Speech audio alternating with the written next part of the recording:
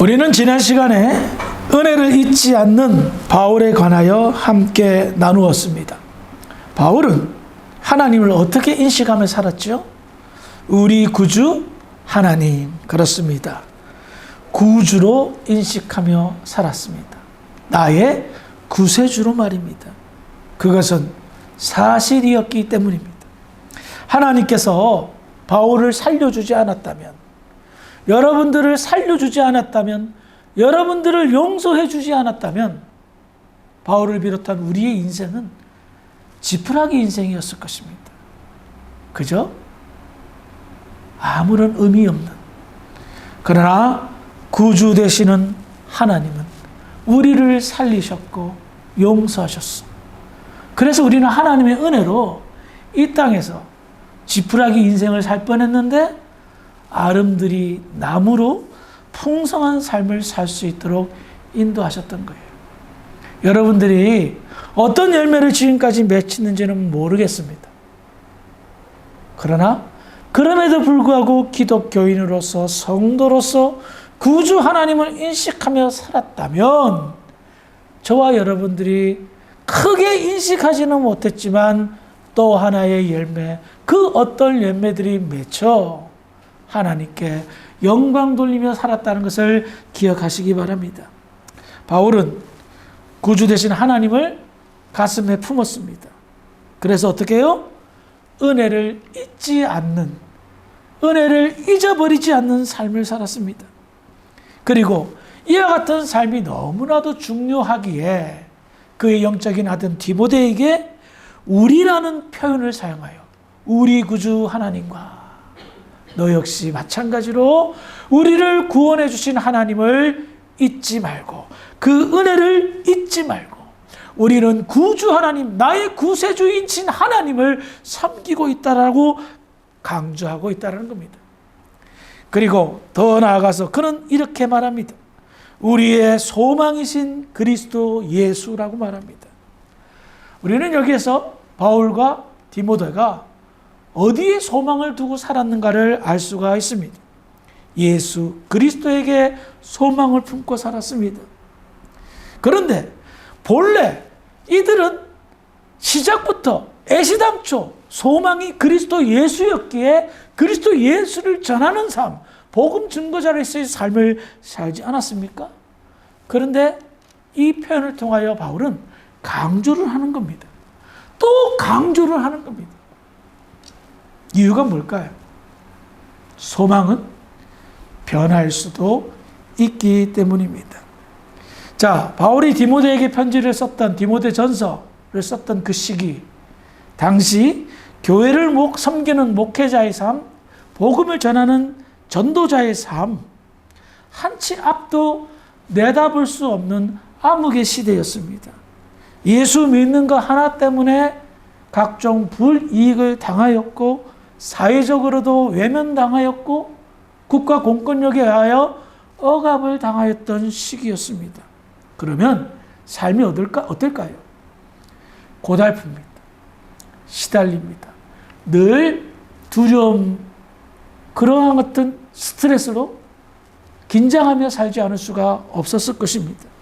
그렇게 시달리다 보면 어떨까요? 소망이 흔들릴 수 있는 거예요. 그렇잖아요. 여러분, 만약에 여러분들이 예수 믿는 것 때문에 온갖 불이익을 당한다면 어떻게 하실까요? 안 당해봐서 잘 모르겠지만 당한다면 심각한 문제라는 겁니다. 나의 신앙이, 나의 믿음이 송두리째 뿌리쳐 뽑혀 소망을 딴 데 두고 소망이신 그리스도를 버릴 수도 있다는 겁니다. 바울이 이렇게 소망을 강조하는 이유는 우리는 끝까지 흔들리지 말자, 견고하게 우리의 소망은 오직 그리스도임을 확인하고 확신하며 나아가자라는 겁니다. 바울이 살았던 시대에 비하면 지금 우리가 살고 있는 이 시대에 비교조차 할 수 없이 너무나도 편하게 신앙생활합니다. 예수를 믿습니다. 그런데요, 목회를 하다 보니까 소망이 흔들리는 분들을 종종 봅니다. 왜 그럴까 생각해 보았습니다. 자꾸만 세상을 바라보기 때문, 세상의 소망을 많이 두기 때문입니다. 롯의 아내처럼 뒤돌아보다가 소금 기둥이 된 그것처럼 세상에 미련을 두면 어떤 일이 벌어질까요? 당연히 세상에 너무 파묻혀 살다 보면 세속적인 가치관 속에 모든 것을 판단하고 자기의 일상생활이 시작되어지며 그로 인하여 점점 세속적인 사람이 됩니다. 세상에 소망을 두니 세상의 성공에 목말라 합니다. 세상의 성공에 목말라 하지 말라는 건 아닙니다. 성공해야죠. 승리해야죠. 풍요롭게 살아야죠. 그런데 거기에만 목표를 두면 사실은 소망이 바뀌어진다는 거예요. 세상의 성공 위에 더 큰 성공이 있습니다. 그것은 바로 예수님에게 소망을 두는 자인데요. 예수님에게 소망을 두는 자는요, 세상에 목말라 하지 않습니다. 세상에 유연하게 세상 속에서 대처하며 살며 무엇보다도 영혼에 목말라 합니다. 먼저는 자기의 영혼을 강건하게 하기 위해서, 항상 풍성한 은혜 속에 거하기 위해서 영적인 생활들을 관심을 가지고 추구합니다. 더 나아가 죽어가는 영혼들을 향하여 관심을 가집니다. 그래서 그 사람을 향하여 죽어간다면, 잠들었다면, 가난한 성도라면 마음 아파하며 그 영혼을 위하여 기도하고 섬기려고 애를 쓴단 말입니다. 요한 3서 1장 2절을 보겠습니다. 사랑하는 자여, 내 영혼이 잘됨 같이 내가 범사에 잘되고 강건하기를 내가 간구하노라. 요한 3서는 사도 요한이 가이오 장로님에게 보낸 개인 서신입니다. 그분을 위하여 사도 요한이 기도하는데, 그 기도의 순서를 보니까 내 영혼이 잘됨 같이 내가 범사에 잘되고 라고 기도하고 있습니다. 이것은 무엇을 말합니까? 먼저 가이오 장로님은 영혼이 잘된 상태였습니다. 그러니까 영혼이 잘되었기 때문에 영혼이 잘되라고 기도할 필요가 없는 거예요. 비교하고 있는 거예요. 당신의 영혼이 잘된 것처럼 범사에 잘되기를 내가 기도합니다 라고 말하는 겁니다. 기도하고 있는 겁니다. 선 영혼, 후 육체. 근데 우리는 순서가 거꾸로일 때가 참 많습니다. 선 육체, 후 영혼. 내가 세상적으로 잘 돼야 돼. 내가 세상에 뭔가 이루어야 돼. 그러면 영혼은 메말라질 수밖에 없습니다. 무엇보다 목회자로서 성도들을 목양할 때에 가장 주안된 목양은 성도들의 영혼이 풍성한 삶을 누리도록 하는 겁니다. 제가 여러분들의 경제적인 책임을 어떻게 할 수 없잖아요. 잘 먹고 잘 살라고 돈을 못 대줄 수도 없잖아요. 뭐 때문에 제가 있어요? 여러분들의 영혼이 더 성숙해지고 하나님과 가까워지고 풍성한 은혜를 거하도록 도우미로 제가 있는 거예요. 그래서 여러분들이 관심을 가져야 되는 거예요. 지금 내 영혼은 강건한가? 나는 육체의 강건만 위해서 헬스클럽 다니고 운동하고 또 맛있는 거 좋은 거 몸에 좋은 거만 먹으려고 하지 내 영혼이 강건해지려고 애쓰고 노력하는가? 그렇게 결여됐다면 뻔해요. 나의 소망은 예수가 아니라 나의 소망은 세상에 있다는 겁니다. 그래서 여러분들의 영혼이 강건해지고 잘 되려면 초점이 예수님에게 있어야 된다는 겁니다. 그러면 어떻게 될까요? 사도 요한이 가이오 장로의 기도처럼 범사에 잘됨의 역사가 나타난다는 겁니다.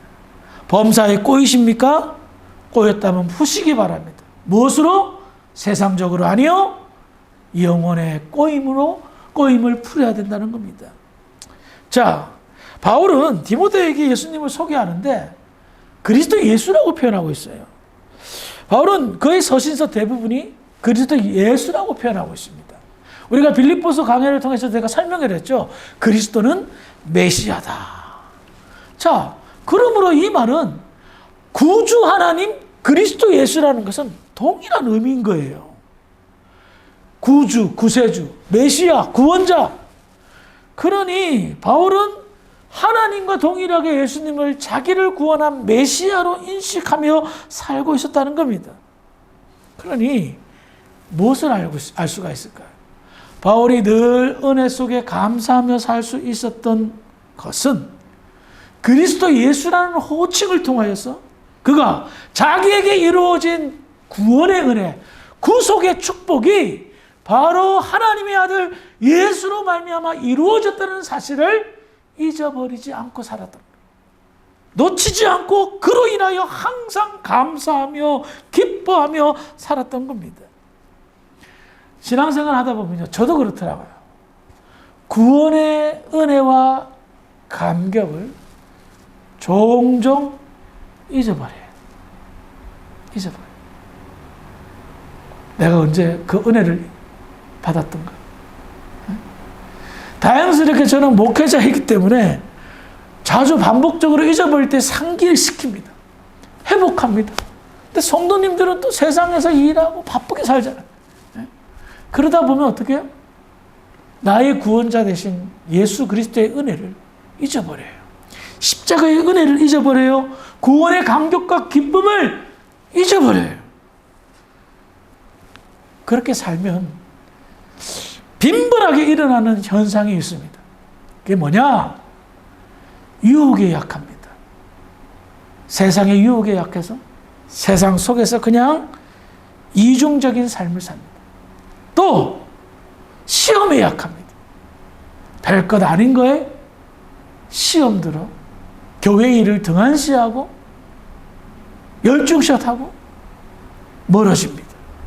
그러니 어떻게 됩니까? 신앙생활이 아니고 종교생활이 되는 거예요. 종교생활과 신앙생활의 차이가 뭡니까? 신앙생활은 영원히 잘 됩니다. 신앙생활은 그리스도 예수와 구주 하나님을 인식하며 감사와 기쁨으로 삽니다. 하지만 종교생활은 내 마음만 편합니다. 주일날 교회 왔으니 별일 없겠지. 장사 잘 되겠지. 헌금했으니 하나님 날 축복하겠지. 라는 공식으로 종교생활을 한단 말입니다. 구원의 은혜를 붙들어야 믿음이 깊어집니다. 그리고 신앙생활에 흔들림이 없고요. 시험이 왔다가도 그냥 갑니다. 한쪽으로 왔다가 열 길로 흩어져 버립니다. 왜? 은혜를 아니까. 나 같은 죄인 살리신 주 은혜 놀라워. 좀 전에 찬송 불렀잖아요. 그거면 만족이 되는 거예요. 시험이 왔다가도 나 같은 죄인을 살리신 하나님의 은혜가 있는데 내가 이깟 것에 흔들리겠어 하면서 끝까지 충성하는 사람으로 남는다는 겁니다. 목회 활동을 하다가 보면 그래요. 저도 시험에 들 때가 있고 유혹에 들 때가 있습니다. 어렵습니다. 힘듭니다. 그때마다 나를 일으켜 세우는 것, 나 같은 죄인 살리신 주 은혜를 기억하고 회상하고 상기해서 회복하는 겁니다. 나 같은 죄인이 용서받았는데 더 필요할 게 뭐가 있겠습니까? 그래서 하나님께, 예수님께 소망을 두고 영적인 눈이 떠져 주변의 상황과 환경과 관계 속에서 감사의 거리가 먼저 발견되고 비난과 비평과 불만의 거리가 발견되는 것이 아니라 감사의 거리가 발견되고 그래서 하나님 감사합니다 라고 사는 거예요. 근데 참 안타까운 것은 교회 다니면서 나 같은 죄인 살리시면 그것으로 떼가면 좋겠는데 뭘 그렇게 많이 필요한지, 뭘 그렇게 얻고 싶은 게 많은지. 물론 구하면 주십니다. 그런데 우리는 만족할 줄 모르는 욕심이 지나친 그런 잘못된 변질된 죄성이 있단 말이에요. 그것을 다스릴 수 있어야 된다는 것입니다. 오늘 우리가 부른 찬송 중에 받은 복을 세워보아라 불렀죠. 여러분 한번 생각해 보세요. 장로님, 받은 복을 세워보세요. 안 받은 복 세지 말고 말이에요. 그러면 기가 막히게 너무너무 많아요. 제가 가끔 이런 걸 하는데요. 자다가 깨면 잠을 못 이룰 때가 많습니다. 여러분도 그렇죠. 그러면 온갖 잡생각이 나를 지배해요. 그럼 그 잡생각이 대부분 좋은 생각이 아니라 어떤 생각? 나에게 상처 주었던, 내가 힘들었던, 내가 실패하고 실수했던 그런 잡생각이 나를 막 짓눌러요. 그러면요, 막 이불킥이라는 거 있잖아요. 이불을 발로 뻥 찬다든지. 그러니까 어떨 때는 사탄아 물러가라! 뭐 그럴 때도 있어요. 그런데 제일 좋은 방법이 하나 있더라고요. 받은 복을 세어봐라 하면서 제가 지금까지 누렸던 복들, 지금 누리고 있는 복들을 소소하지만, 작다고 생각하지만 큰 것들을 생각해보면 금방 마음에 평강이 찾아오더라고요. 예? 지금까지 건강하게 잘 먹고 잘 살았고, 경제적으로 어려움이 좀 있었지만 그럼에도 불구하고 놀고 싶은데 놀고, 가고 싶은데 가고, 먹고 싶은 거 다 먹고 살았고, 예? 과거에 우리의 조상들에 비하면 너무나도 풍요롭게 살고, 자식들 건강하게 또 씩씩하게 아름답게 잘 크고. 아멘? 아멘이잖아요. 받은 복을 좀 세어보란 말이에요. 예수 그리스도의 은혜, 구주 하나님, 이것만 놓고만 생각해도 너무 놀랍지 않습니까? 처음에 이민 와서 적응한다고 정말 이 언어와 문화와 환경에 고군분투하며 얼마나 애썼습니까? 눈물도 흘리고 고난이라 생각하고 참 억울한 일도 있고 정말 여러 가지 많은 어려움이 있었지만 돌이켜보니까 복받은 거 아닙니까? 한국에 사셨으면 어떻게 스텝번 하셨겠습니까? 구원의 은혜를 되새김질하면 내 마음에 감동이 생기고 그 감동이 내 영혼을 강하게 하며 내 영혼의 강함 속에 받은 복을 헤아립니다. 그러면 내 마음의 담대함과 기쁨이, 더 나아가 감사와 평강이 넘쳐 삶의 활력을 일으킨다는 겁니다. 그것이 바로 나를 가장 복되게 하는 비결입니다. 바울은 디모데에게 가장 복된 메시지를 전하고 있습니다.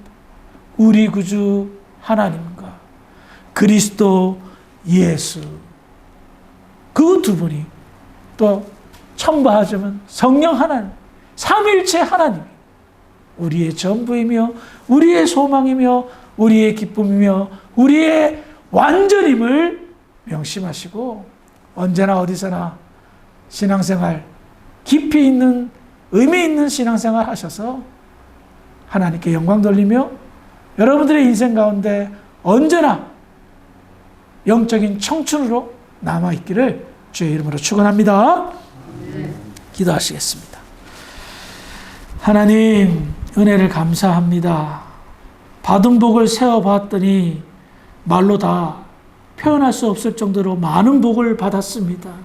그 중에 구주 하나님, 그리스도 예수, 성령 하나님이 우리의 전부임을 고백합니다.